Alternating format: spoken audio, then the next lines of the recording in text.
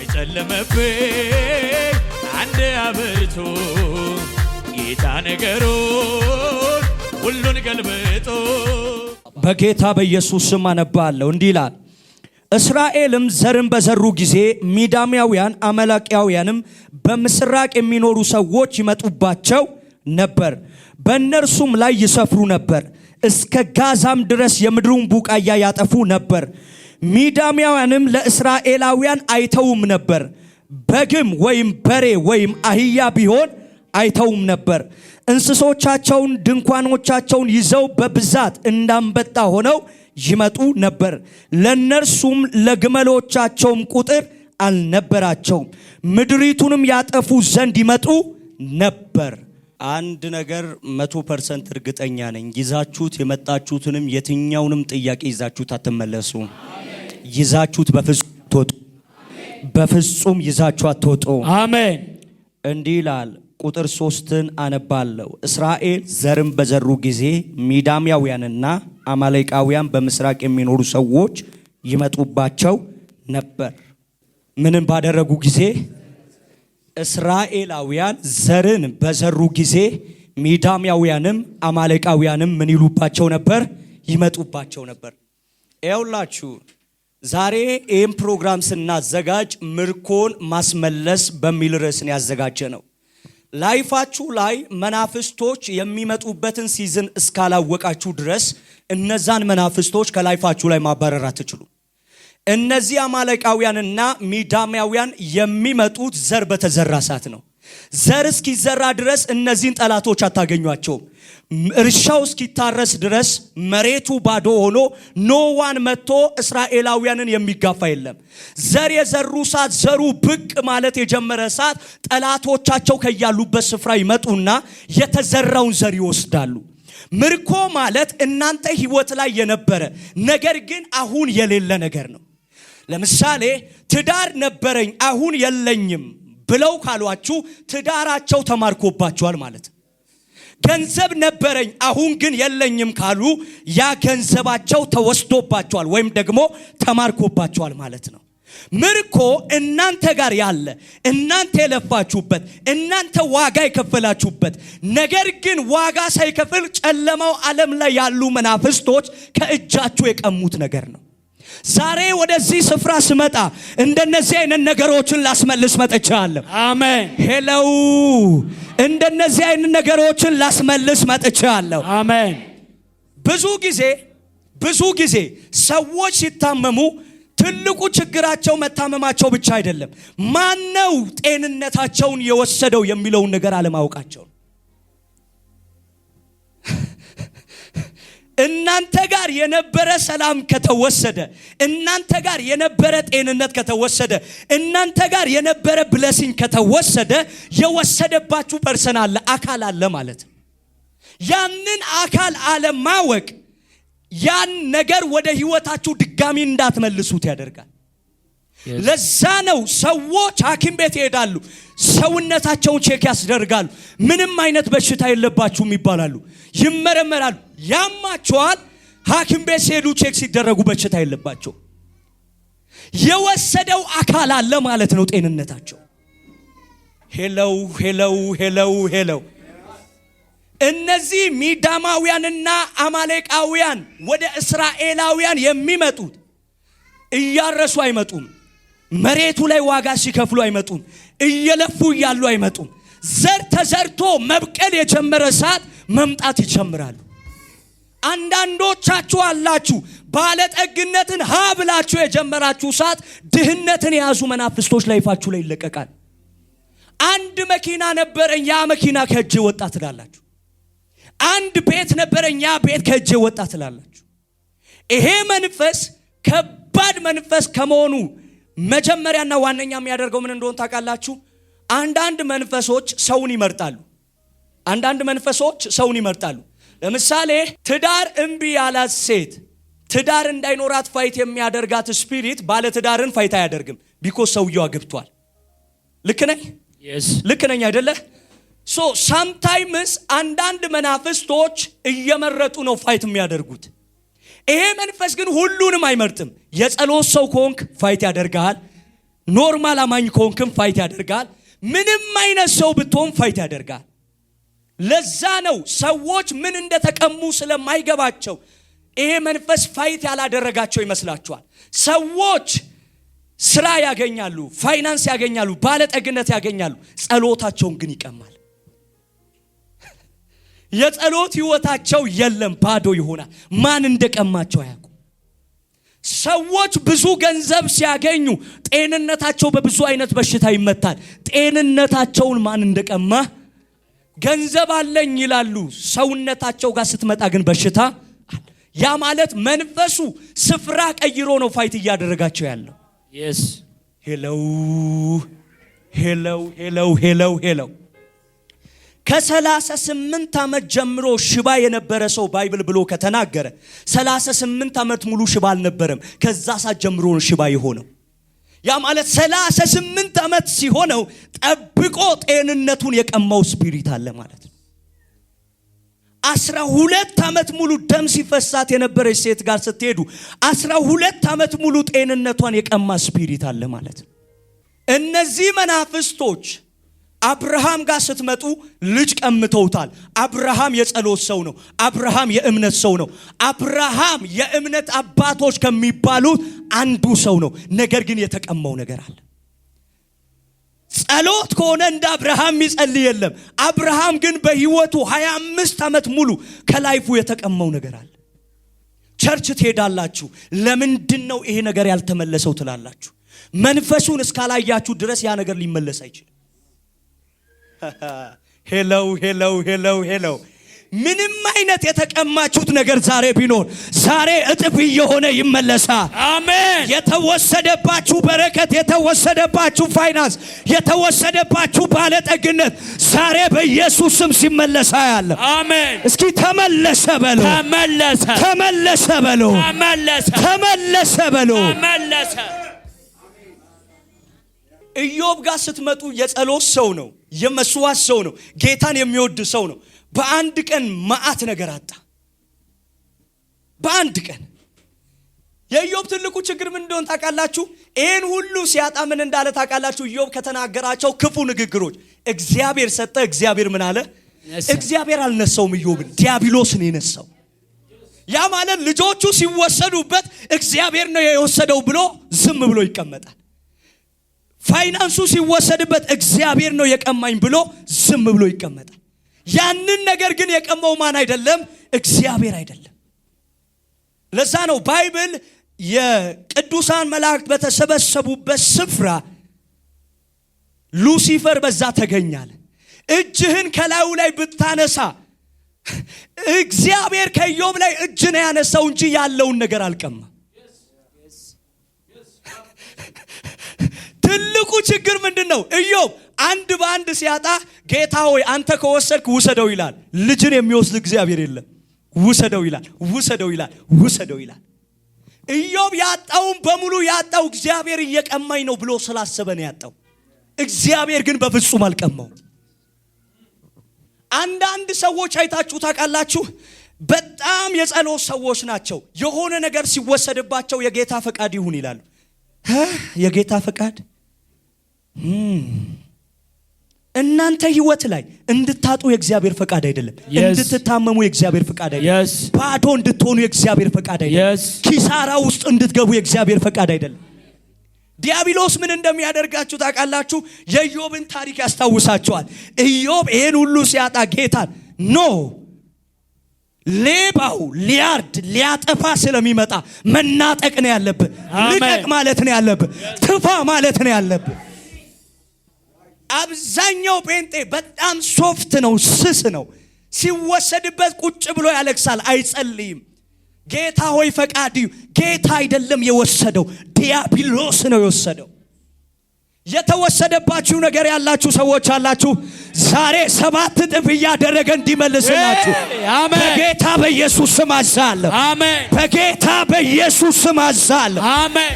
አንድ በተወሰደው ፋንታ 7 ተከትሎ እንዲመጣ አዛለሁ። አሜን። አሜን። አሜን። እጅግ በጣም ብልህ ሰዎች ሁኑ። አሁን የተወሰደባችሁን ነገር የወሰደው እግዚአብሔር አይደለም፣ ዲያብሎስ ነው። አንዳንዱ ሰው መጥቶ ከካራክተር ጋር ቢሰጠው ባይቀማው ኖሮ እግዚአብሔር ስለሚያቅ ክለብ ውስጥ ስለሚያገኘው ኃጢአት ስፍራ ስለሚያገኘው ሰውን ስለሚገል እግዚአብሔር ሆን ብሎ ቀማው። ኖ እግዚአብሔር ሲጀመር አንተንና እኔን ተማምኖ የሚባርክ አምላክ አይደለም፣ ራሱን ተማምኖ የሚባርክ አምላክ ነው። ገንዘብ ብሰጣት ሰዎችን ትጨርሳለች፣ ገንዘብ ብሰጠው ሰዎችን ይጨርሳል ብሎ አንተን ቼክ የሚያደርግ አምላክ አይደለም፣ ራሱን ተማምኖ የሚባርክ አምላክ። ሄሎ ለዛ ነው እግዚአብሔር ራሱን ተማምኖ የሚባርክ አምላክ ስለሆነ ነው ያልተጠበቁ ሰዎችን በመጽሐፍ ቅዱስ ከዘፍጥረት እስከ ራእይ ቤተሰብ የማይጠብቃቸውን ሰዎች እያስነሳ ምድሪቱን የሚባርከው። ሄሎ ምን ልላችሁ ፈልጌ ነው? የመጀመሪያው ዓለም የምርኮ ዓለም የመጀመሪያው እጃችሁ ላይ ያለን ነገር ሲወስድ ነው። በጣም መንፈሳዊ ሰዎች ከሆናችሁ ደግሞ እናንተ እጅ ላይ ይሄ ካሌለ ይሄ ከእግዚአብሔር ዓለም ለእናንተ ከተለቀቀ ሰማይ እጃችሁ እንደገባ አድርጎ ነው የሚያስበው። ኦሬዲ ለቆታል። ትዝ ይላችኋል ዳንኤል ጋር ስትመጡ እግዚአብሔር በመጀመሪያ ቀን ለዳንኤል የጸሎቱን መልስ መልሶለታል። ሰማይ ምንድነው የሚያስበው? ዳንኤል ጋር መልሱ ምን ብሏል? ተለቋል ተብሎ ነው የሚታሰበው መንፈሳዊ ዓለም ላይ። እናንተ በጣም ትልቁ ችግራችሁ ምንድነው? መኪና ወደ እጅ ሲመጣ አያለው ብዬ ስተነብይ ኦሬዲ ሰማይ ወደ አንተ ለቋል፣ እጅ ላይ እንዳለ ነው የሚያስበው። አሜን። ቤት ወደ አንተ ሲመጣ አያለው ስል ሰማይ ኦሬዲ ላንተ ቤት ለቋል፣ እጅ ላይ እንዳለ ነው የሚያስበው። እነዛ የፋርስና የሜዶም አለቃ የሆኑ ስፒሪቶች የዳንኤልን መልስ አዘገዩበት። ምን ማለት ነው? ከሰማይ መልስ ተለቋል፣ መንፈስ ዓለም ላይ ማርከውበታል።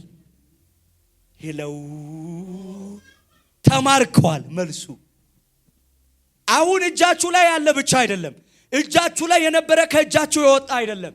በትንቢት የሰማችሁት 7-8 ዓመት አጋንንት ያሰገየባችሁ ተስፋ ዛሬ ወደ እጃችሁ ይገባ። አሜን። የሚናጠቅ ሰው የለም። እዛ ጋር ስትቀበሉ አያለ፣ አሜን። ስትወስዱት አያለ።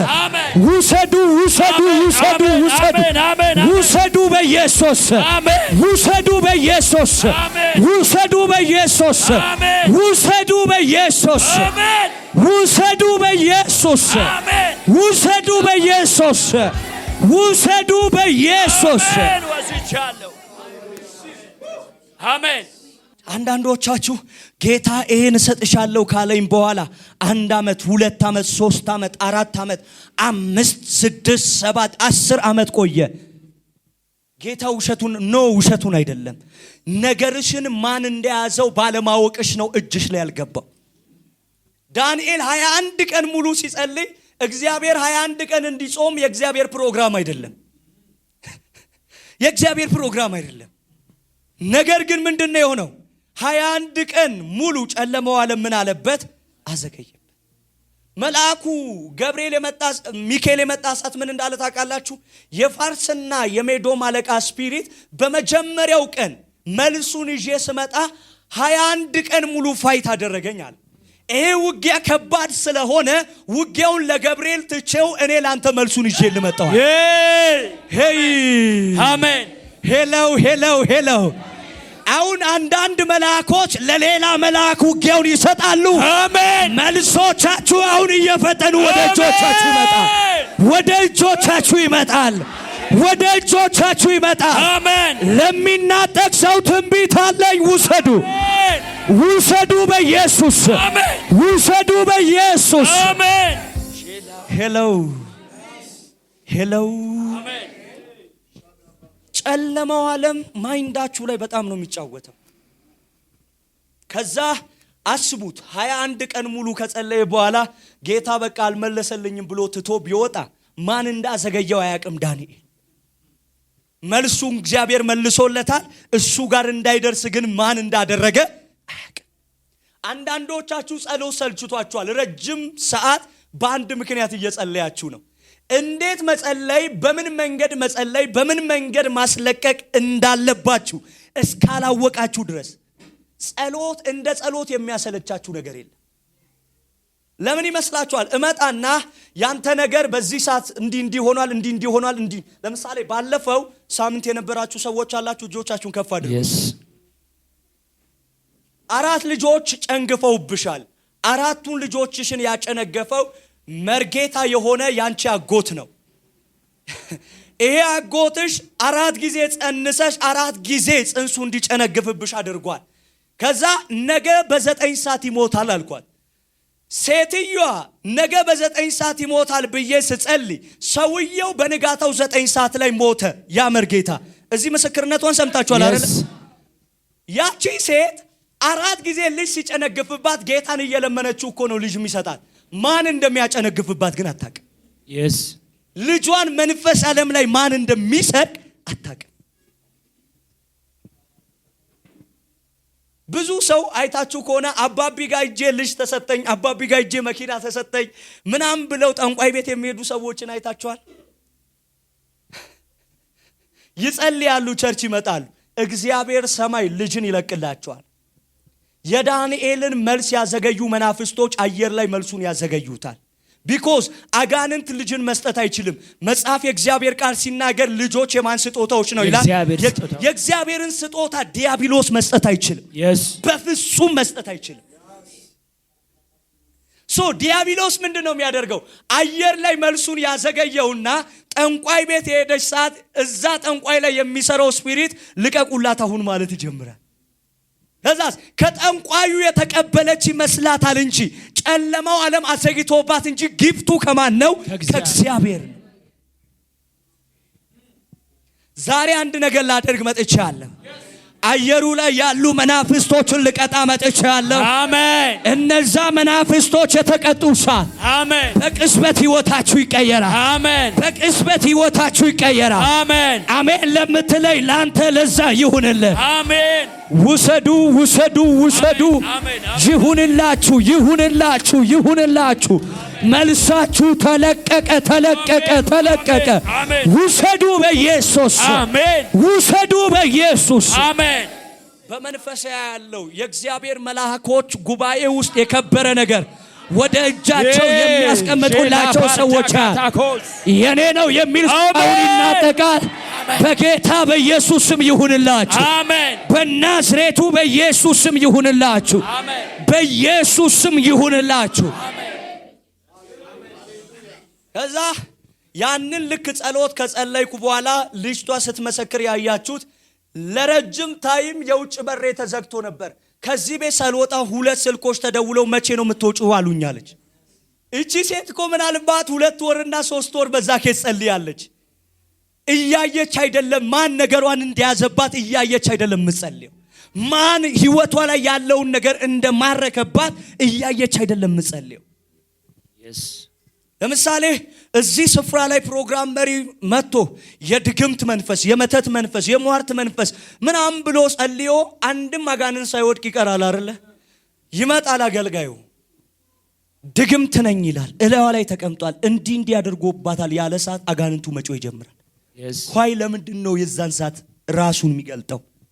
ይሄኛው ኢየሱስን የጠራው ተመልሶም የመጣው ኢየሱስን የጠራው ሁለቱም ተመሳሳይ ስም እየጠሩ አጋንንቱ ለአንዱ የሚጮውለት ለአንዱ የማይጮውለት ትልቁ ምክንያት ምን እንደሆነ ታውቃላችሁ?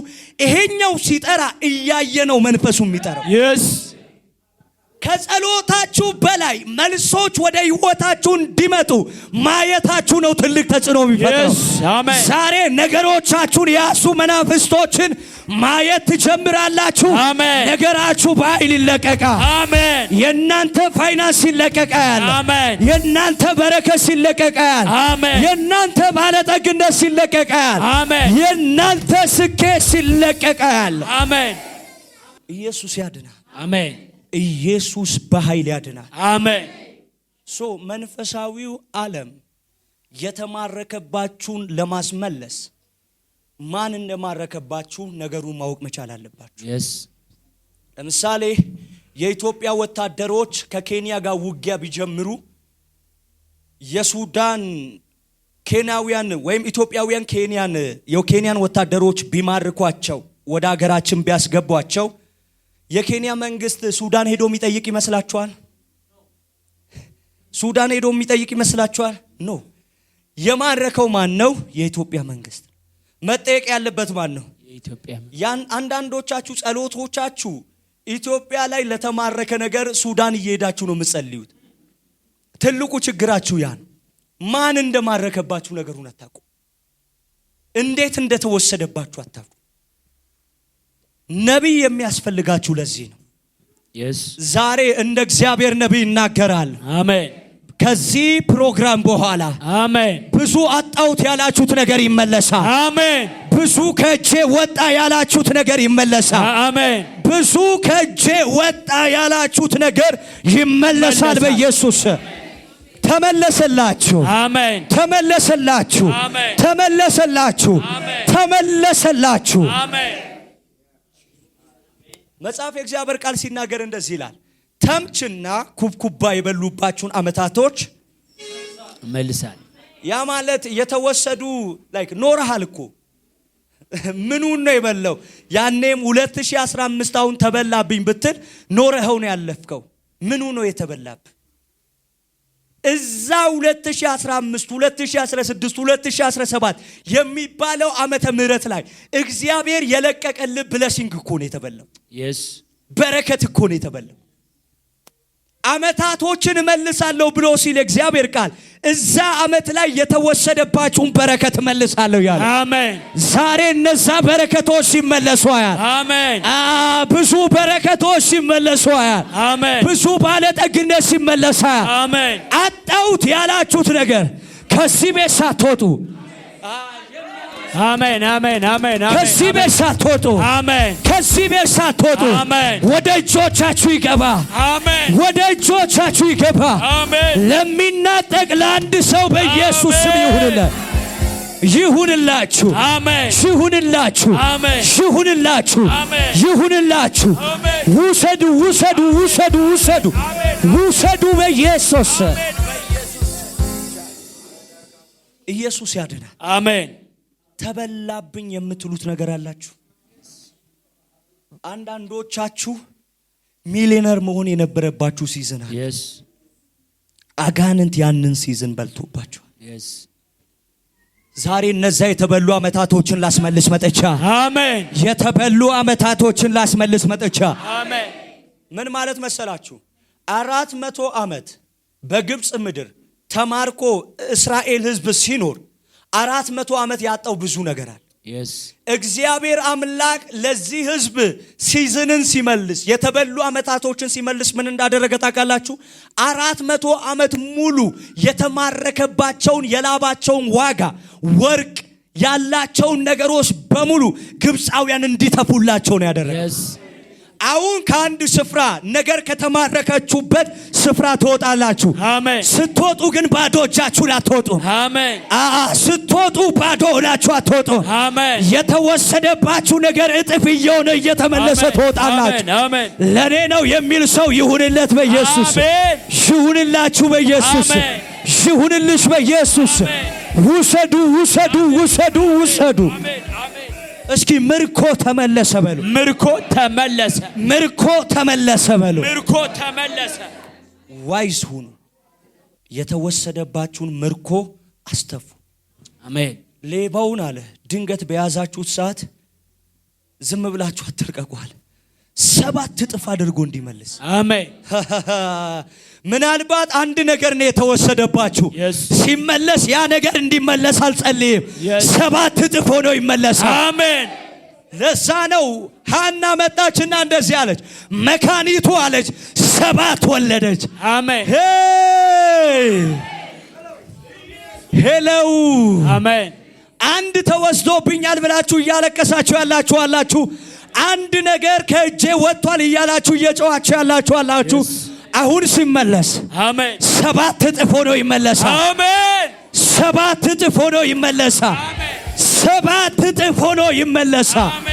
7 እጥፍ ሆኖ ይመለሳል። አሜን። ሄሎ ሄሎ። አሜን። እግዚአብሔር የነገረሽ የተስፋ ቃል በሙሉ የነገረክ የተስፋ ቃል በሙሉ ይገባሃል ብሎ ስላመነብህ ነው የነገረ። ያ የተስፋ ቃል እንዳይፈጸም የወሰደብህ ሁሉ አጋንንት ነው።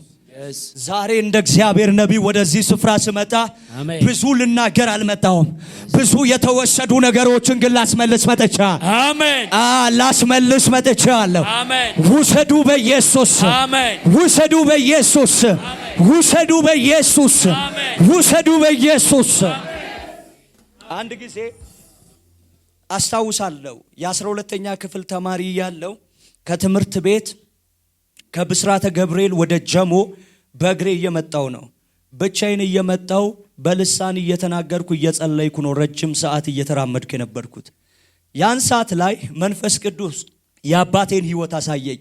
በስጋ የወለደኝ አባቴ ሚሊዮኖችን ለመቁጠር 40 ዓመት ከፈጀበት እኔ 40 ዓመት መፍጀት የለበትም ላይፌ ላይ 40 ዓመት ስለተበላበት ነው ያንን ነገር እየቆጠረ ያለው።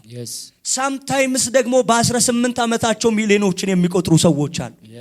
እነዛ ሰዎችና እዚህ ሰው ጋር ያለው ልዩነት ምንድነው ሲባል ይሄ ሰው የተበላበት ነገር አለ፣ የተወሰደበት ነገር አለ። ዛ ልክ ይሄ ነገር የበራልኝ ሰዓት ሲዝኔ የኔ ዘመን አይበላም፣ የኔ በረከት አይበላም፣ የኔ ነገር በፍጹም አይበላም ማለት ጀመርኩ። አሜን። ምናልባት የናንተ ቤተሰቦች ብዙ ነገር ተበልቶባቸው ሊሆን ይችላል። የናንተ ነገር ግን በፍጹም አይበላ። አሜን። በፍጹም አይበላ። አሜን። በፍጹም አይበላ። ኢየሱስ ያድናል። አሜን። አንዳንድ ጊዜ አይታችሁ ታውቃላችሁ። አንዳንድ በጣም ከባድ ሱስ ውስጥ የነበሩ ሰዎች ቸርች መተው ከባድ አገልጋይ ሲሆኑ እግዚአብሔር እነዛን ሰዎች ሲከሳቸው በሱስ ሲያሳልፉ ያጡትንም ጭምር ነው የሚከሳቸው። እየሰማችሁ ነው። መጸለይ ያለባቸውን ሲዝን አጥተዋል። ከእግዚአብሔር መቀበል ያለባቸውን በሙሉ አጥተዋል። ድንገት ሲመለሱ ሌላ ሰው ነው የሚመስሏችሁ። ለምንድነው ያ የሚፈጠረው? ጌታ ሲዝንን ሲመልስላቸው እዛ ሰዓት ላይ ያጡትን ነገር ጭምር ነው የሚመልስላቸው። አሜን። አሁን እግዚአብሔር በሆነ ዘመን ያጣችሁት ነገር አለ። በሆነ ዘመን እንዲህ መሆን ነበረብኝ ይሄንን አጥቻለሁ የምትሉት ነገር አላችሁ። እጃችሁን ዘርጉ። 7 እጥፍ ሆኖ እንዲመለስ አዛል። አሜን። 7 እጥፍ ሆኖ እንዲመለስ አዛል። አሜን። 7 እጥፍ ሆኖ እንዲመለስ አዛል። አሜን። ሄሎ 7 እጥፍ ሆኖ ተመለሰ። ኢየሱስ ያድናል። አሜን። ኢየሱስ ያድናል። አሜን። ያውላችሁ በጣም ዋይስ ከሆናችሁ በተበሉባችሁ አመታቶች የተበሉባችሁ ነገሮች አሁን ማሰብ ጀምሩ። ከዚህ ስትወጡ እነዛ ነገሮች መመለስ ይጀምራል። አሜን። ያውላችሁ ብዙ ሰዎች ለምሳሌ አንድ የ18 ዓመት ልጅ የ15 ዓመት ፍርድ ተፈርዶበት እስር ቤት ቢቀመጥ ከእስር ቤት ሲወጣ ምን እንደሚሉ ታውቃላችሁ? 15 ዓመት ሙሉ ብሰራ የት ደርስ ነበር ይላል። ያ ማለት 15 ዓመት ሙሉ የተበላበት እድሜ ብቻ አይደለም፣ እዛ እድሜ ላይ የሚያገኛቸው ነገሮች ጭምር ነው የተበሉበት።